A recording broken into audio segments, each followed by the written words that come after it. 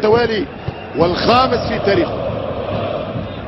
ماميلودي اللي كان لعب اول مره نهائي في افريقيا 2001 المباراة الشهيرة ضد الاهلي وثلاثية خالد بيبو. تمشي كرة رضا سليم خطيرة مداس ما يضيعش يحط كرة الجول والهدف الاول للنادي الاهلي. عامر السولية يسجل 1-0 في مرمى يوب لكرد. قلت لكم الشوط الثاني بنوع من المتغيرات بجديد المباراة رسميا الاهلي الى السيمي فاينل رقم 20 في تاريخه بالمام افريكا في الكاف شامبيونز ليج. 1-0 عمرو السولية. كرة خدمة مليح التحضير من انتوني موديست كان رايح على مستوى ل 11-13 متر القادم من الخلف. عمرو السولية يضرب قوة ويسجل احد اروع اهدافه في الخارطة الافريقية مع الاهلي.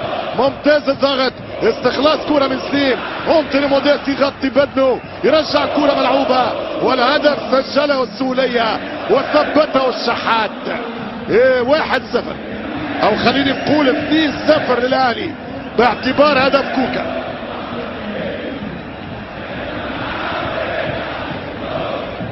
واحد صفر. كرة السولية دخلت ضربة جزاء للنادي الاهلي.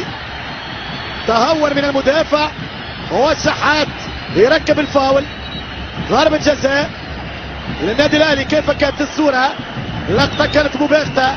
طاهر شحات وضربة جزاء موجودة ضد المدافع التنزاني. هذه عملية استدام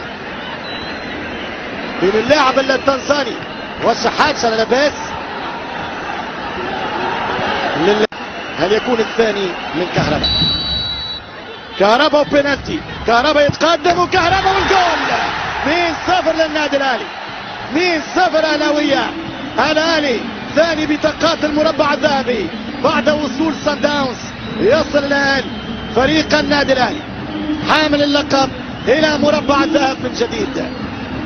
2-0 في مرمى ايوب لكرد. باحت صارت الجمعة باسرارها في جنوب افريقيا. تأهل سان داونز بكل المعاناة بضربات الترجيح على اليانج افريكانز. وفي القاهرة الاهلي يتجاوز السيبا بثنائية الشوط الثاني. وغدا يوم اخر بيترو يستضيف مازامبي وسيك ميموزا يضيف